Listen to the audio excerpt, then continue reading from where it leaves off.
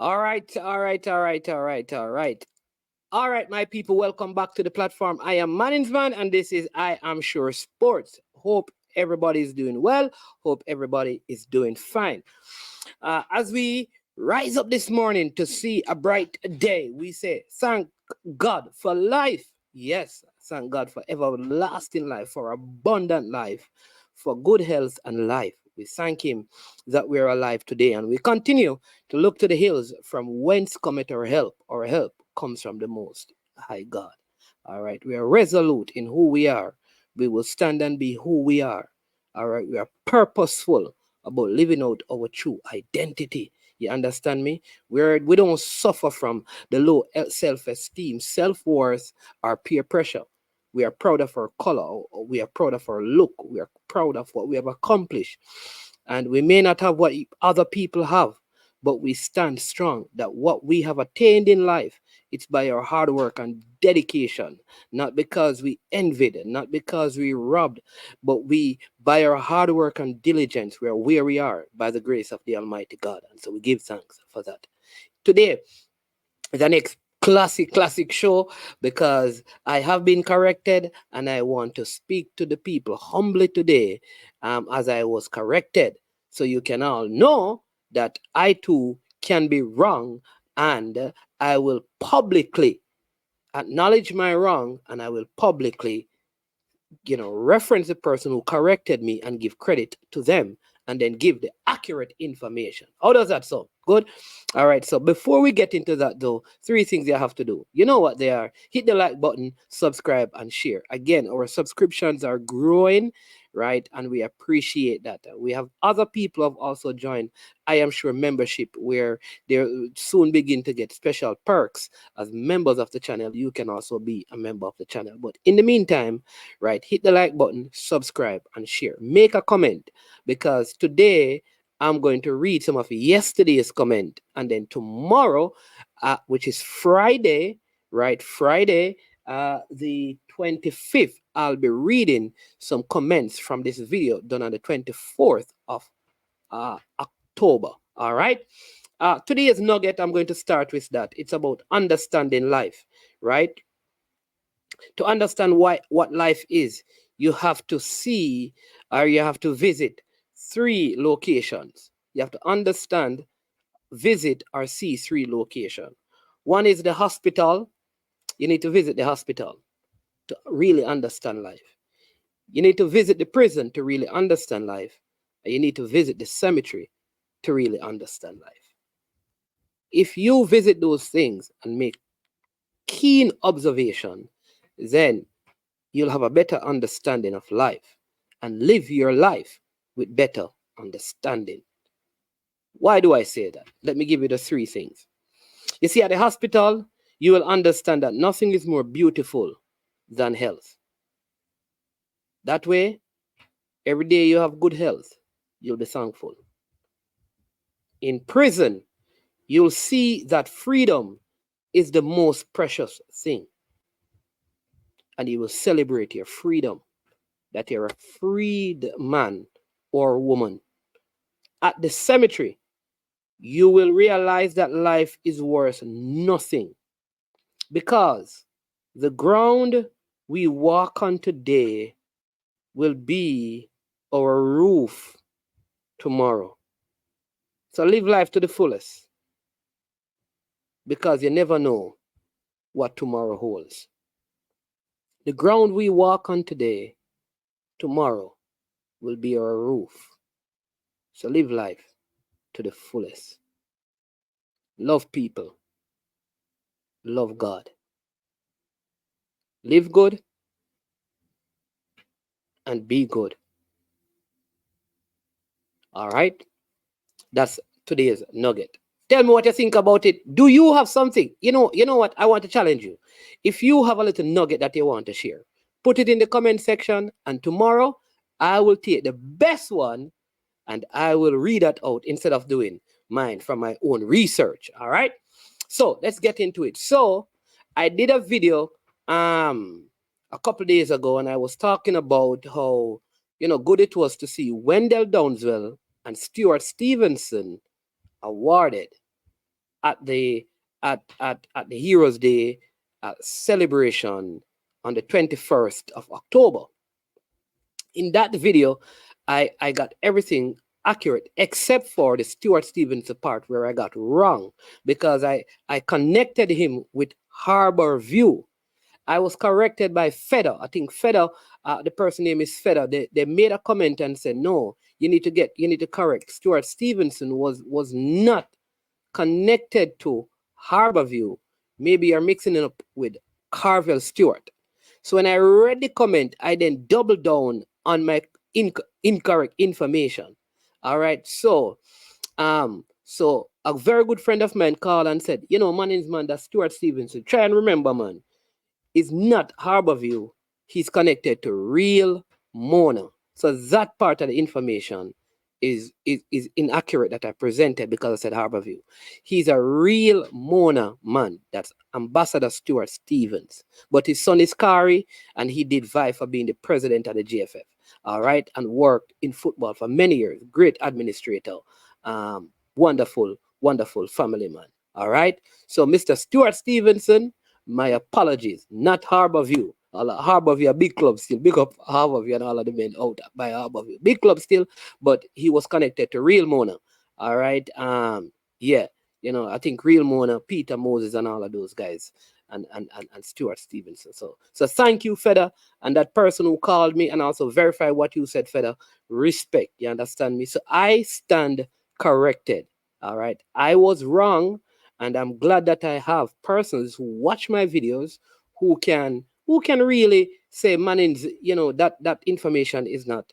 And they don't say it to show me up. They're saying it because they want to make sure that what is presented on the platform is credible, credible, credible. You must not lose your credibility in this space. Fair, balanced, and honest in your opinion at all times. All right? So big up. And so I had to do that because none of us are above being corrected. All right? That's number one. Secondly, I want to speak about the under 17, the Jamaica under 17 team. The Jamaica under 17 team will be participating in the CONCACAF under 17 tournament in 2025 to qualify for the youth World Cup, the under 17 World Cup. So they are actually eight groups. I'm going to see if I can show you a little bit of that information so you can see what is happening. So they have 8 groups, right? 8 groups, and from those 8 groups, all the group winners will qualify automatically to the under 17 World Cup. All right. I believe, given what I am seeing, all right, what I am seeing, I think Jamaica has a great chance of qualifying for this under 17 World Cup. All right. So what you're seeing on the screen right now, is the group draw. It is the groups for the under 17 World Cup, right? As you can see, Group A has Canada, Bermuda, Curacao, Anguilla, Turks, and the Caicos Island. So I think Canada qualifies. This Group B is very tough. You have Costa Rica, Trinidad, Guyana, British Virgin Island, and Saint Martin. All right. Right. I think this is the Spanish one. The other one is the French one. Or this is the French one. The other one is the Spanish or the Dutch. I think one is Spanish, one is Dutch. All right. Forgive me. All right. So this group is going to be a little bit tougher because I think Trinidad has a good under 17 team. Costa Rica is there as well. So one of the two. The next group, Group C, has Mexico, Nicaragua, Barbados, Belize, and Dominica. I think Mexico comes through. So Group B, a little uncertainty there. In Group D, Honduras, Puerto Rico, Bonaire, Saint Martin. So you have Saint Martin which is I think is Dutch, and Saint Martin, which is French, right? So Honduras goes through, I believe, from Group D. All right. Group E is also very competitive with Haiti, Guatemala, Antigua and Barbuda, St. Vincent, and the Grenadines, right? A next tough group, but I'm going to pick Haiti to go through. Group F, you have United States, Cuba, St. Kitts and Nevis, U.S. Virgin Islands. Those are the four teams. I think USA qualifies from this group, so that's 5 you have right there. Group G, Panama, Dominica Republic, Aruba, and Grenada. I think this is the toughest group because Grenada has a good team, Dominica Republic is good, and Panama is good. I'm not going to call the winners there. Jamaica has in their group Jamaica, El Salvador, Cayman Islands, and St. Lucia. I believe Jamaica will be the group winners from this group and qualify for the under 17 World Cup. I think like we will qualify coming out of this group, right? So Coach Freddie Butler, um, Carlton Simmons, and Omar McFarlane, and Kishan, all of these Kerry James, all of the people associated with this under 17 team. I think this is a good opportunity for us to qualify. This is a team that has been in preparation for quite a while. I think they have a core group that they have been working with. And yeah, we could see a next Jamaican team qualifying because there are 8 teams from CONCACAF going through to this, right? And so we should secure one of those 8 spots. All right. I don't know. Like I said, I'm not sure what will happen in Group B, and I think Group G. I like Grenada, I like Dominica Republic and Panama. So those 2 groups, I think it's hard to call. Even Group E with Haiti and Guatemala, seeing that is only one team qualifying, that also is a difficult group to pick. But I think like Jamaica will beat El Salvador at the senior level, under 20 female level. We have the edge over El Salvador. So I see us beating them. I see us qualifying coming out of that group. I don't believe that Cayman Islands will beat us or St. Lucia will beat us. But let me know what you think. My expectation is that the team will qualify for this. That is my expectation. I think it's an easier group and we should qualify. We have quality player. Preparation is not an issue this time around because the leadership from the camp, the original camp that was started, I think at Port St. Lucie, in Port St. Lucie, all the persons who came together from the initiation of that to the appointing of Freddie Butler as the head coach with the group around him, it has been very good. There's a Mr. Palmer who works also at Glenmuir. There is he's at Everdeen Scarlett from Cavaliers. All of these people, so many of them around this setup helping. You have Hopeton. He works at Maca in Port St. Lucie as well. A Jamaican who lives overseas at Volunteer. They have a analyst that analyzes stuff and uses the view in their training session. So I think they have been preparing. The team has been traveling.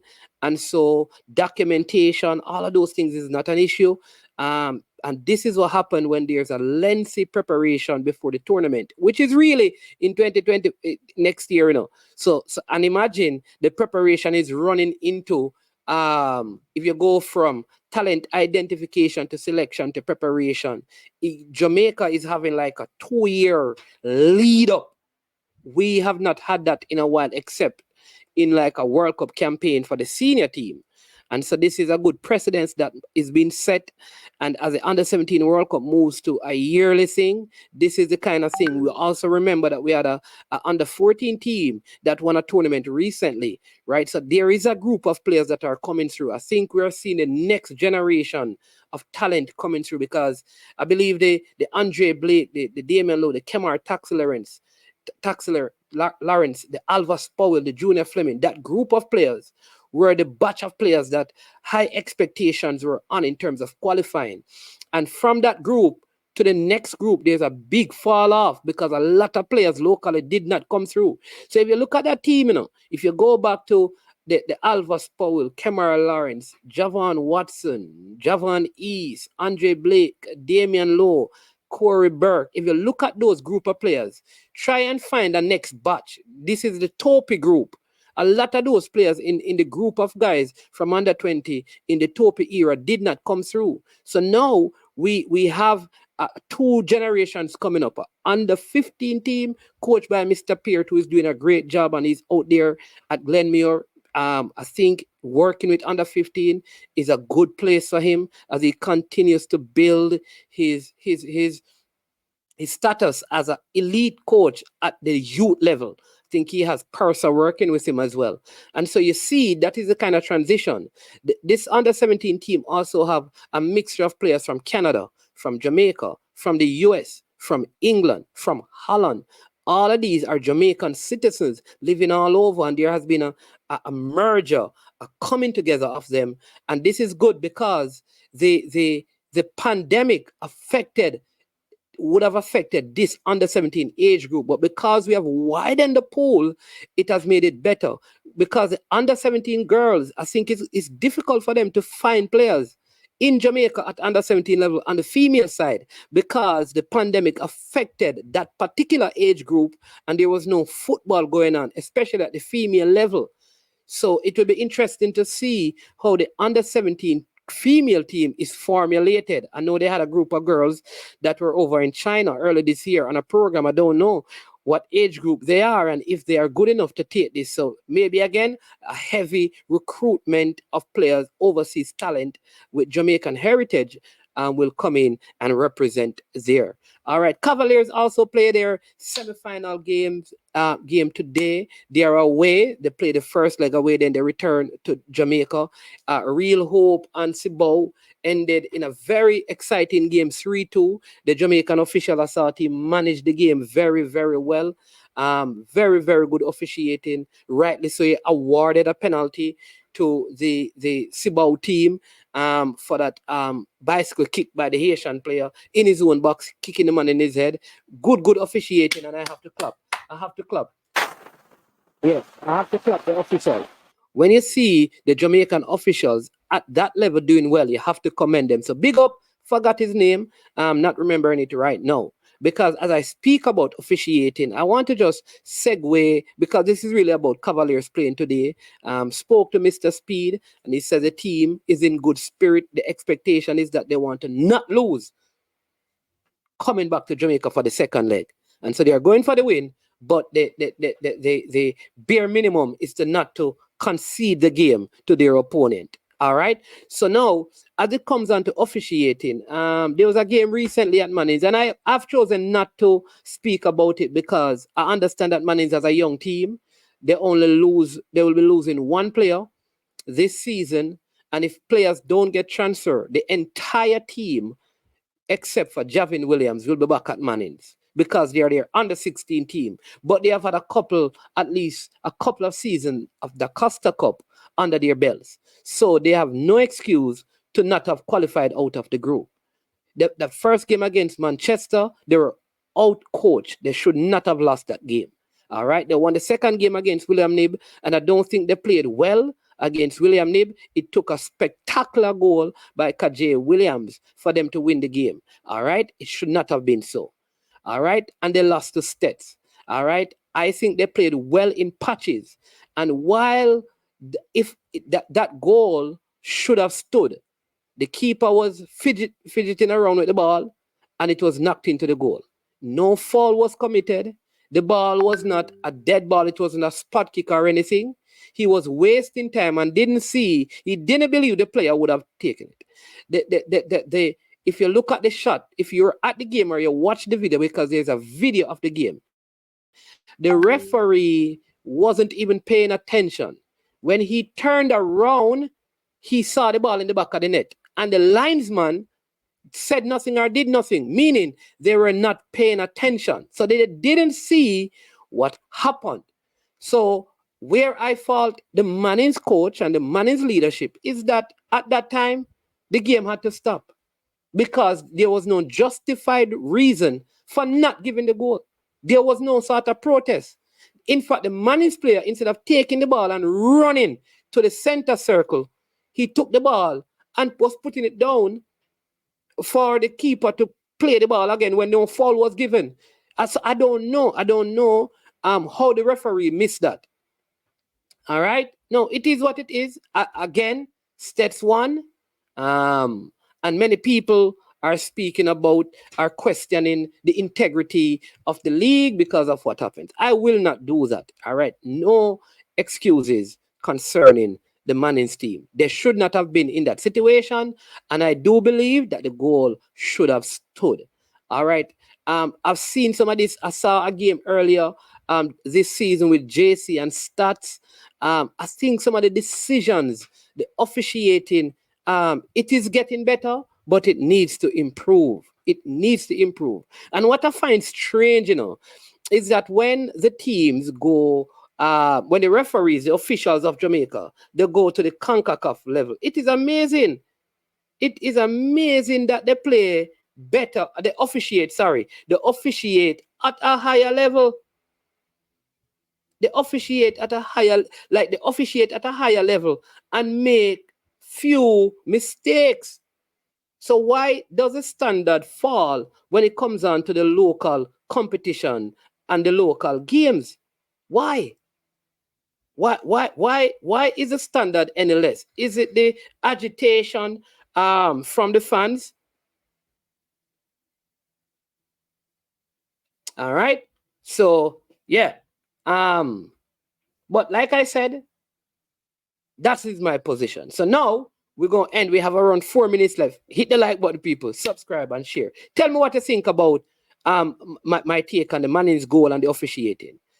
What is your pick for the Cavaliers game? Again, let me know what your picks are what your thoughts are on the group for the under 17, right? I didn't mention this last time. Let me do this before I get to the comments.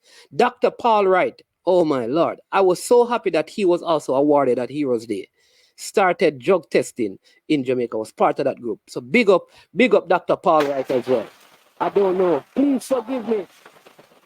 Please forgive me, Dr. Paul Wright. I totally forgot that you're one of the persons awarded as well. Big up to you. Lots of big up people. Very candid in his expression about things. Very good person to interview. Dr. Paul Wright, a stalwart in the field of sports medicine where Jamaica is concerned. And it is good to know that the government of Jamaica has recognized the man from Blackheath in Westmoreland who ended up going to Woolmer's school down there at Heroes Circle. All right.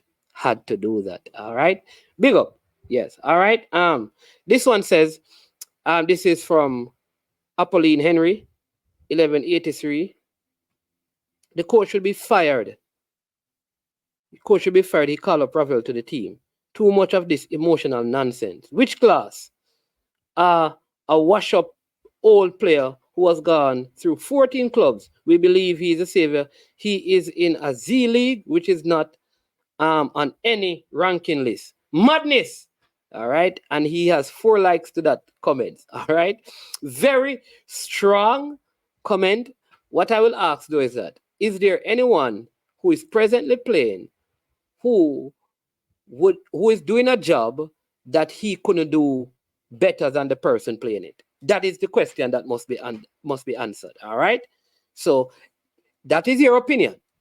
But let's put your opinion versus the opinion of those of us who believe that he should be there. If he was included, would he be talent-wise better than the options that are there? And that is the question that must be answered.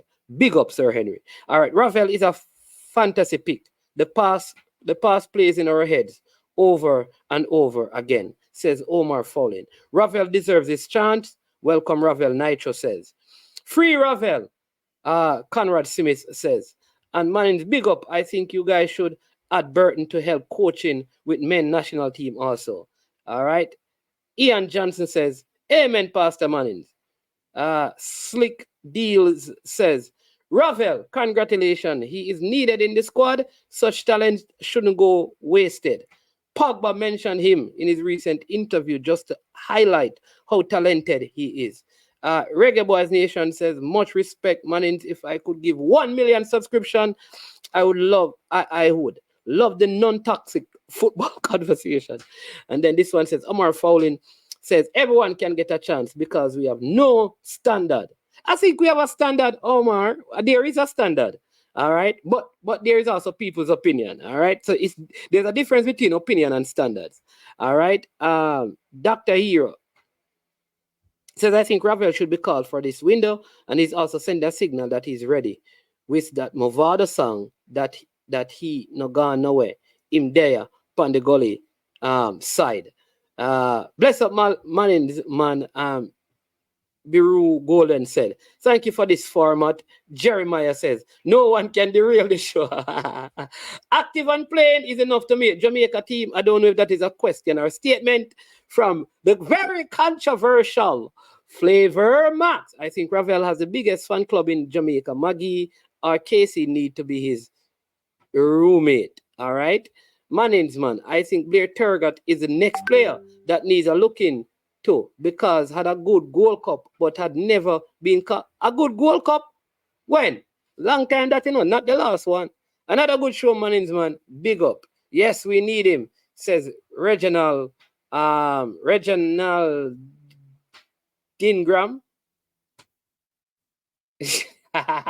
Who this Lee Mar Henry. Did you talk to the coach about Ravel? I'm wondering if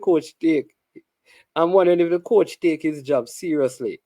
Then I don't know emoji. I don't know. Randy Bless. I don't know what that means. Some of the comments is hard to understand. What it is speaking. When Ravel was playing for us, was our midfield better than it is now? If not, Ravel alone can't be the fix. This is a very good point by Jack Drummond. We have to acknowledge good point. Jamaica Rental. Jamrock Rental says, Hayden, Ravel, Reed in midfield. Are you saying that is an old midfield, a young midfield, a good midfield, a bad midfield? People, man, make the comments them clear now, please, so we can understand. All right, what is going on? But some very, very good comments. Very good comments, right? So big up. This is what it is, right? So keep on sending in the comments, and people are replying. People are replying to the comments, Like people says, what about Malik Howell? Better than John Bell for sure on Holgate. You guys ever watch their team play? They are crazy good in the USL. If Richard King can get called, these players in the USL, you guys should use them. Tyreek McGee, our best asset, and he's from USL. Not one of those England players can compare. Jamaica need to wake up. Does he want to play for Jamaica? I think the question is, this one says, he is. I just don't like the level he's playing at. I like the idea of national icon. Yeah, I think I read that on yesterday's show. All right. So some good comments. Again, people, I love it. I love the comments. All right. That's a very emotional response, brother Ian Johnson. All right. I think he's talking about the Ravel thing. Oh no, I think he's responding to Apolline Henry. Ian Johnson, take him on. Ravel Morrison is the most technical and gifted midfielder we have at the present. He needs to be on the team for us to improve our midfield. But that is it. Love it. Loved it. Love the conversation. No fight, no quarrel. People expressing their opinion. That is what the show is about. It's a good one. Good one. Listen, thank you so much. Let your voice be heard. Send in your comments. Remember, if you have like a nugget, right, that you want me to share on the program, send it in the comment section, and I will find the best of all the nuggets. The life principle stuff that we do, because we always want to add value to people's life. If you do that, then bam, I will drop it. Let your comments be seen and read and heard on I Am Sure Sport. So Big up, bless up every single one of you. Again, remember to hit that like button, to subscribe and share. I am Mannings Man, and this has been I Am Sure Sports. And this video is powered by Trick Nick. And here's a word from Trick Nick. Trick Nick Jerk Marinade gives your meats and vegetables authentic Jamaican jerk flavor. The spices are directly from Jamaica. Spices like jerk seasoning, allspice, Scotch bonnet pepper, fresh scallions, thyme, ginger, and garlic. The key ingredients to a great jerk marinade. 0% sugar and low in sodium. You want to try it?